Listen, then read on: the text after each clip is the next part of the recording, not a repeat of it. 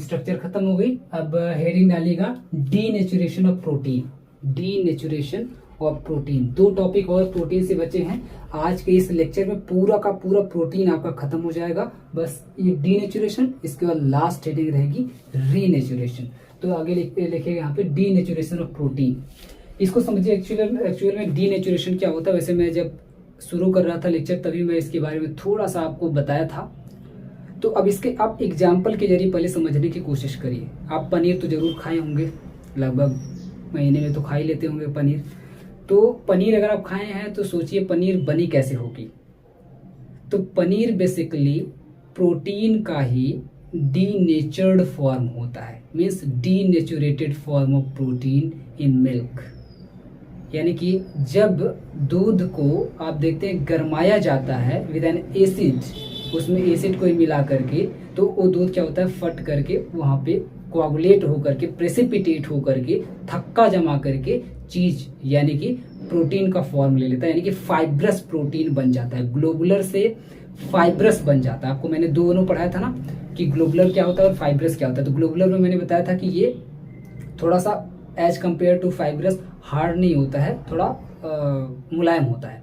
लेकिन अगर आप उसको देखेंगे फाइब्रस को, तो वो थोड़ा हार्ड यानी कि जम सा जाता है, ऐसा हो जाता है, फाइबर की तरह से हो जाता है। और प्रोटीन आप खुद ही देखते हैं कि कैसा होता है, फाइबर की तरह से होता है ना, देखने में लगता है फाइबर का टुकड़ा।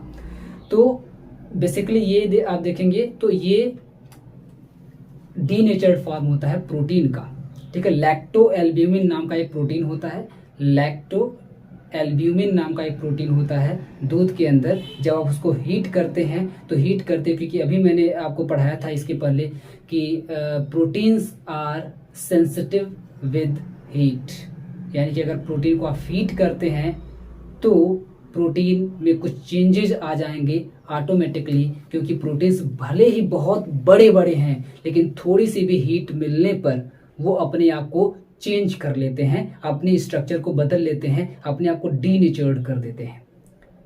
तो वही बात हो गई कि जब आप हीट करेंगे तो ऑब्वियस सी बात है मिल्क के अंदर एक प्रोटीन है लैक्टो एल्ब्यूमिन, उसके ऊपर इफेक्ट पड़ेगा। वो बोलेगा अरे भैया हमको गर्मी लग रही है, और जब गर्मी लगेगी तो क्या हो जाएगा, कन्वर्ट करेगा अपने आप को। अभी वो ग्लोबुलर था, वो कन्वर्ट होकर के फाइब्रस हो जाएगा, यानी कि अपने आप को जमा करके एक थक्का सा बना लेगा, प्रेसिपिटेट हो जाएगा, जिसे हम लोग कहेंगे आहा पनीर बन गई, अब तो असली मजा आने वाला है। असली मजा तो खट्टे में, लेकिन याद रखिएगा विद एन एसिड, एसिड के साथ उसको गरमाया जाता है। एसिड के साथ इसलिए ताकि उसका पीएच हम लोग चेंज कर सकें। पीएच भी चेंज करने से कोई भी प्रोटीन डीनेचर्ड हो जाती है। याद रखिएगा पीएच भी अगर आप चेंज कर देंगे तो पीएच चेंज करने से भी कोई भी प्रोटीन डीनेचर्ड हो जाती है, ठीक है।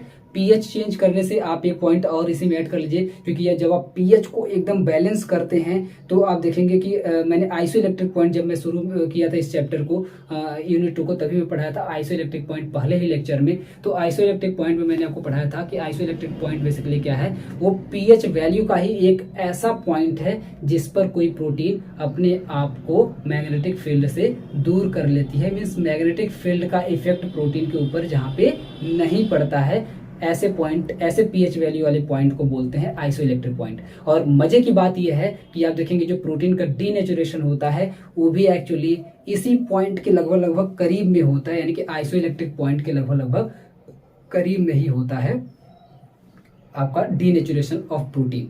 दूसरा एक और मैं एग्जाम्पल इसमें लेना चाहूंगा, दोनों एग्जाम्पल मैंने यहाँ पे लिखे हैं, टेंशन मत लीजिए, बकायदे मैं इसको एक्सप्लेन करूंगा। दूसरा एग्जांपल है एक आप अंडा तो खाए होंगे, जो लोग नॉन वेजिटेरियन होंगे वो लोग अंडा जरूर खाए होंगे, खाते ही होंगे लगातार। तो अंडा अगर आप खाए होंगे तो अंडा भी आप ऐसे खोल करके ऐसे काट करके पिए नहीं होंगे, अक्सर आप उसको खाए होंगे, है ना।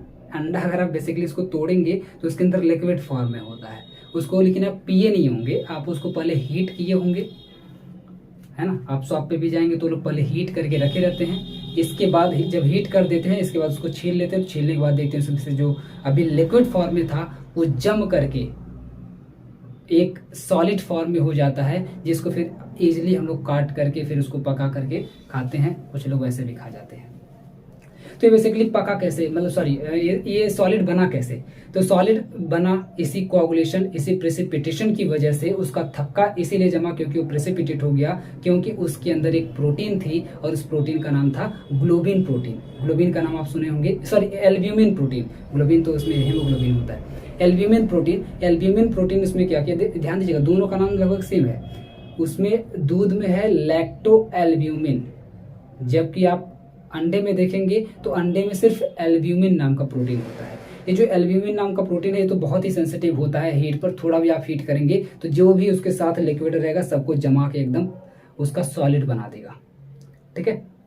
तो वही काम उसमें होता है, जैसे आप उसको हीट करते हैं, हीट करते ही क्योंकि हीट सेंसिटिव उसके अंदर प्रोटीन एक है जिसका नाम है एल्ब्यूमिन, वो अपने आप को कन्वर्ट करता है और फिर से वो ग्लोबुलर से बना देता है फाइब्रस। और आप उसको जब छील के देखेंगे फाइबर की तरह से लगेगा भी अंडा, तो फाइब्रस प्रोटीन में अपने आप को कन्वर्ट कर लेता है और कन्वर्ट करके उसका एक सॉलिड स्टेट बना देता है, ठीक है। इसे भी बोलते हैं डीनेचुरेशन ऑफ प्रोटीन, यानी कि जो आप अंडा खाते हैं बेसिकली वो भी डीनेचर्ड होता है, यानी कि प्रोटीन का डीनेचर्ड फॉर्म होता है, याद रखिएगा। और ये जो डीनेचर्ड फॉर्म है, इसीलिए अगर आप ध्यान से सुनिए इस बात को, इसीलिए आप देखेंगे बहुत लोग सजेस्ट करते हैं कि पनीर खाने के बजाय आप दूध खाइए, और अंडे को उबाल करके खाने के बजाय आप घोल करके सच में पीजिए। उसको घोल करके मतलब उसको तोड़ करके वैसे ही पी जाइए, वो बेस्ट है। जितना आप उसको पकाएंगे वो उतना ही बेकार होता जाएगा। बेकार इस मायने में ऐसा नहीं खाने लायक नहीं रहेगा, खाने में तो स्वादिष्ट बनता जाएगा, लेकिन जितना आप उसको पकाते जाएंगे उतना ही उसमें जो प्रोटीन है वो डीनेचर्ड होती जाएगी। और जैसे जैसे डीनेचर्ड होती जाएगी वैसे वैसे उसकी बायोलॉजिकल एक्टिविटी कम होती जाएगी। और जब बायोलॉजिकल एक्टिविटी कम होगी तो आप कितना भी ठूसिए कुछ नहीं होगा, क्योंकि वो अंदर जाके कोई एक्टिविटी करेगा ही नहीं, या बहुत ही लेस एक्टिविटी करेगा, कम एक्टिविटी करेगा। तो जितनी प्रोटीन आपको एक्टिव चाहिए थी अपनी बॉडी में उतनी प्रोटीन बेसिकली नहीं मिल पाएगी, समझ रहे हैं। तो अब से इस बात का ध्यान रखिएगा। इसी तरीके से जो प्रोटीन्स हमारी सब्जियों में मिलती हैं, अदर जितने भी हम लोग मटेरियल खाते पीते हैं, बनाते हैं, कुक करते हैं, सभी में जितनी भी प्रोटीन जहाँ जहाँ मिलती है, अगर आप उसको हीट किए, गर्म किए, अभी उस पर और भी कुछ फैक्टर्स है लेकिन हीटिंग वाला प्रॉपर्टी ज़्यादा उस पर चलता है, हीट किए या उसको डिजॉल्व कर दिए, या इसमें अभी मैं 2-3 पॉइंट और लिखा हुआ भी मैं आपको बताऊंगा, लेकिन हीट वाला भी आप ध्यान से समझिए। अगर आप उसको गलती से गर्म कर दिए, यानी कि जब आप खाना बनाते हो ऑब्वियसली बात आप गर्म करेंगे ही करेंगे, तो जब खाना बनाते हैं तो उसमें से मैक्सिमम प्रोटीन आप देखेंगे डीनेचर्ड हो जाता है, यानी कि उसकी बायोलॉजिकल प्रॉपर्टी क्या हो जाती है, कम हो जाती है। और ये बात आप कहीं ना कहीं तो जरूर सुने होंगे अपनी लाइफ में कि बहुत लोग बोलेंगे भैया इसको ज़्यादा पकाऊंगा तो खराब हो जाएगा, मतलब इसका जो इसके अंदर जो प्रोटीन है वो खत्म हो जाएगी। ऐसा कहीं ना कहीं आप जरूर सुने होंगे। बेसिकली उसके पीछे का रीजन ये डीनेचुरेशन ही होता है। तो अब से इस बात को ध्यान में रखिएगा। यही बात जो अभी मैं पूरा एक्सप्लेन किया हूँ, यही बात पीछे आपके लिखी हुई है, इसको फटाफट से समझ लीजिए। इसमें कुछ नहीं है, वही कोआगुलेशन या प्रेसिपिटेशन ऑफ प्रोटीन के बारे में डिटेल में यहाँ पे लिखा हुआ है। तो वही सारी बातें हैं, आप यहाँ पे ध्यान से समझिए और इसको फटाफट से नोट डाउन कर लीजिए। As we know that proteins are sensitive with heat, heat का मैंने बहुत डिटेल में एक्सप्लेन किया। हीट के साथ साथ एसिड, जैसा कि आप देख रहे थे कि मिल्क में हम लोग क्या कर रहे थे, मिल्क में हम लोग एसिड भी ऐड ऑन कर रहे थे, एसिड भी डाल करके हीट कर रहे थे जिससे उसकी पीएच वैल्यू चेंज हो जाए, 7 से नीचे आ जाए ताकि वो डीनेचर्ड हो जाए। तो एसिड्स हो गया। कुछ एल्कलीज, एल्कली आप जानते हैं कैसे बनता है कि बेस को हम लोग वाटर में डिजॉल्व कर दे तो वो एल्कली का रूप ले लेता है। तो एल्कली हो गया, यानी कि बेसिक नेचर भी समझ लीजिए। साल्ट, इवन साल्ट में देखिए एसिड बेस साल्ट सब इसमें आ गया है ना। साल्ट को से भी अगर आप साल्ट में बेस में अगर आप डाल देंगे, मान लीजिए साल्ट में नमक आप डाल देंगे तब भी इसमें डीनेचुरेशन आ जाएगा। कुछ ऑर्गेनिक सॉल्वेंट हो गए जो वाटर के साथ मिला दे, जैसे आप एल्कोहल मिला लीजिए या कुछ और इस तरीके, एल्कोहल हो गया, ईथर हो गया, बेंजीन हो गया, इन सबको भी पहले वाटर में डिजॉल्व करके इसके बाद उसमें प्रोटीन डाल दीजिए, तब भी वो डीनेचर्ड हो जाएगी।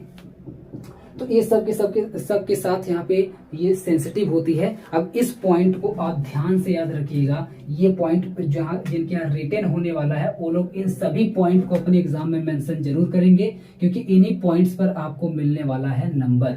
अगर ये पॉइंट आप मेंशन नहीं किए तो नंबर भूल जाइए। दूसरी बात, ऑब्जेक्टिव वाले यहाँ पर ध्यान देंगे कि ऑब्जेक्टिव में ये हो सकता है कि 3-4 इसमें से ऑप्शन उठा करके डाल दे और एक लास्ट वाला ऑप्शन कोई डिफरेंट कर दे या ऑल कर दे, सभी कर दे। तो आप याद रखिएगा ये सभी ऑप्शंस डीनेचुरेशन के लिए रिस्पॉन्सिबल होते हैं। उसमें लिखेगा कि डीनेचुरेशन के लिए कौन कौन से फैक्टर रिस्पॉन्सिबल हैं, तो आप इन पॉइंट्स को याद रखिएगा, तभी आप पहचान पाएंगे। इसके अलावा मिलेगा तो उसको कट मार दीजिएगा। इसमें मैंने खोज करके पूरा सारा जितना हो सकता है उतना मैंने रख दिया है, इससे बाहर नहीं जाएगा। So that proteins may be coagulated, ये भी पॉइंट आप याद रखिएगा कि एक्चुअली डीनेचुरेशन में होता क्या है। तो डीनेचुरेशन में कुछ नहीं, कोआगुलेशन या फिर प्रेसिपिटेशन हो जाता है। कोआगुलेशन या फिर प्रेसिपिटेशन, इसका मतलब है ना थक्का जम जाना। जैसे दही का थक्का जमता है ना, वैसे ही दही भी जो डीनेचर्ड ही है। दही हो गया, चीज हो गया, ये सब डीनेचर्ड है। मिल्क जब डीनेचर्ड हो जाता है तब जाकर के ये सब बनता है, मतलब थक्का जम जाना। जैसे ब्लड की क्लॉटिंग हो जाना, थक्का जम जाना, मतलब कोई लिक्विड है उसको थोड़ा सा सॉलिड में चेंज हो जाना, थक्का उसका जम करके सॉलिड फॉर्म में आ जाना, दैट इज कोआगुलेशन और precipitation. Alright, in the action of all mentioned above, यानी ऊपर जितना भी ये फैक्टर्स मेंशन किया गया था, इन सब के प्रेजेंस में एसिड आप देखेंगे कि प्रोटीन्स क्या हो जाता है, कोआगुलेट हो जाता है या फिर प्रेसिपिटेट हो जाता है। दिस कोआगुलेटेड और precipitated proteins are called denatured. याद रखिएगा, ऐसे प्रोटीन को हम लोग डीनेचर्ड प्रोटीन बोलते हैं जो कोआगुलेट हो जाए या फिर प्रेसिपिटेट हो जाए। And this process to get that state of denatured protein is called denaturation. ये स्टेट कैसे आती है, किस प्रोसेस होकर के आती है, पूरा कितना समय लगता है, मीन्स कोआगुलेट होने वाला जो प्रोसेस है, प्रेसिपिटेट होने वाला जो प्रोसेस है, that process is known as denaturation. इसी प्रोसेस को हम लोग डीनेचुरेशन कहते हैं।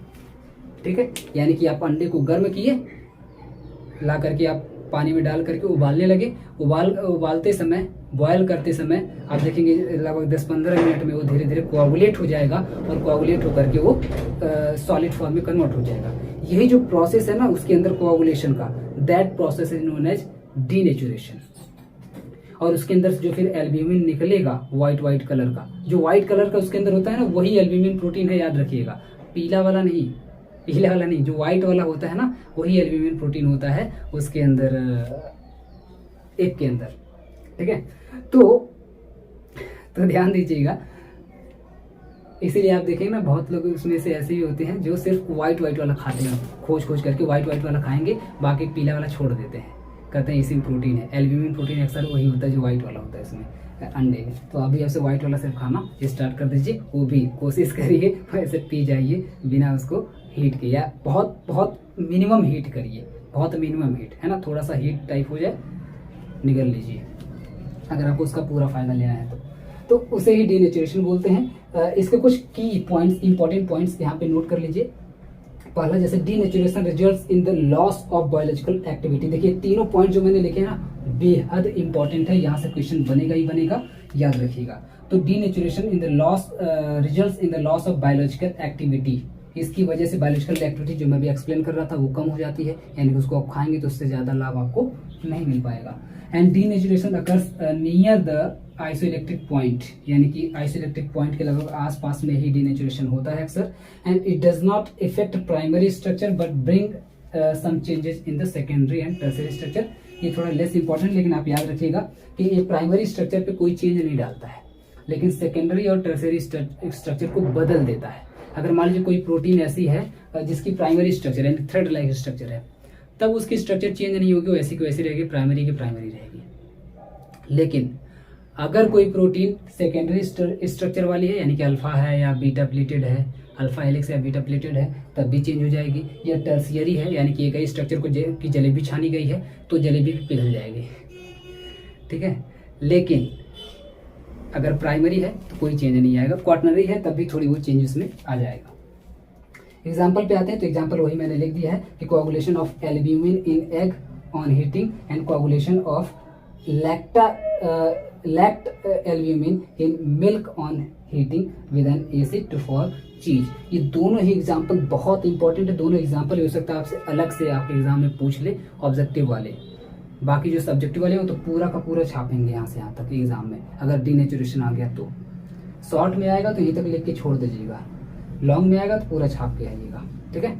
तो ये दोनों एग्जाम्पल भी आपके दिमाग में होने चाहिए। दो बहुत ही फेमस एग्जाम्पल मैंने लिए जो अक्सर पूछ लिए जाते हैं, ये एग्जाम में पूछे जाने वाले एग्जाम्पल्स यहाँ पे मैंने लिए हैं। तो सारे के सारे पॉइंट्स आप याद रखेंगे। फर्स्ट इसका स्क्रीनशॉट लीजिए। और एक बात और याद रखिएगा, जिनके यहाँ रिटन एग्जाम होने वाला है, जिस फॉर्मेट में मैं यहाँ लिखा हूँ, ये बात मैं बहुत बार बता चुका हूँ, एक बार मैं फिर से बता दूं कि जिस फॉर्मेट में जैसे मैंने हेडिंग डाल करके पूरा लिखा है, फिर यहाँ से मैंने पॉइंट्स डाल करके लिखा है, इसी फॉर्मेट में अपने एग्जाम में लिख के आइएगा, एग्जैक्ट सेम टू सेम ऐसे। यहाँ पे आप क्या लिख रहे हैं ये ज़्यादा मैटर नहीं करता, इसको आप अपने हिसाब से लैंग्वेज चेंज कर सकते हैं, सेंटेंस चेंज कर सकते हैं, लेकिन जो फॉर्मेट है लिखने का, पहले उसके बारे में थोड़ा सा बताना, फिर इसके बाद यहाँ पे उसके कुछ की पॉइंट्स को ऐड करना, पॉइंट बना करके लिखना, ताकि एग्जामिनर की नज़र यहाँ पे जाए और वो आपको फट से एकदम नंबर दे दे।